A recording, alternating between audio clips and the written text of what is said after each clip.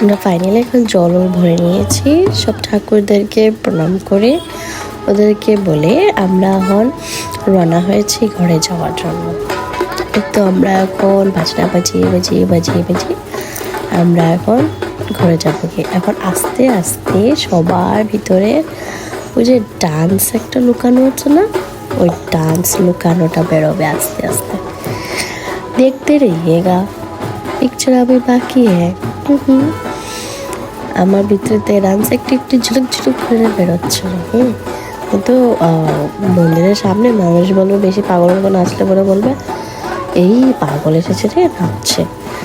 তো এখন আমরা আস্তে আস্তে যাচ্ছি, ঘুরে যাচ্ছি। বেশ দূর আছে আমাদের ঘর থেকে। এই তো এখন আমরা ঘরের দিকে রওনা।